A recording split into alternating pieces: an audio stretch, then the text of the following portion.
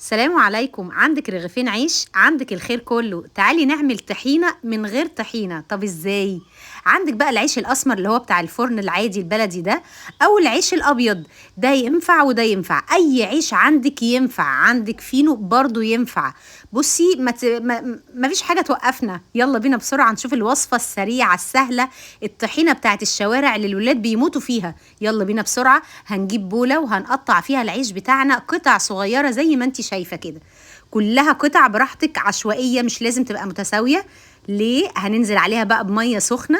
ليه سخنة؟ عشان تسرع بقى. لسه هنستنى 3 4 ساعات، لكن كده ربع ساعة وتلاقيها دبلت معانا. هنغطيها ونسيبها ربع ساعة. يلا رجعنا لها. بصوا شربت كل المية زي ما انتوا شايفين كده، وبقت طرية خالص، سهلة جدا.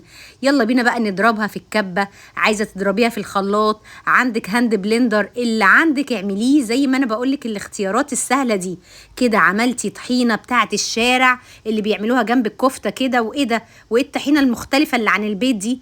طبعا احنا في البيت بقى بصوا هنخففها طبعا. بعد ما ضربنا كل الكمية الكبيرة دي هنشيلها في التلاجة، وهنخفف بقى ايه الكم معلقة اللي احنا خدناهم، علشان تبقى فاتحة كده، ما لونها ما يبقاش غامق. انا مش بحب الغامق ده. حطيت عليها كمون وملح وزيت ومعلقه دقيق. ليه معلقه الدقيق؟ عشان طبعا بديل الطحينه، احنا ما عندناش طحينه. هنزعل نفسنا؟ والله ابدا. يلا بينا ونحط كمان عليها بقى التوبنج بتاعنا اللي انتي بتحبيه، ومعلقه توم مفروم براحتك خالص. هنقلب كل الخليط الجميل ده.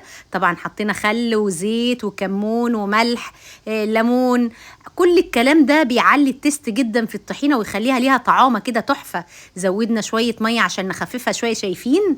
زي الطحينه بالظبط، بل بالعكس. كلوها ولا خدوا بالهم جنب الكفته كده، جنب السندوتشات. اي حاجه عايزه تحطي عليها التوبنج ده ينفع جدا. مفيش حاجه بتوقفنا احنا المصريات دول.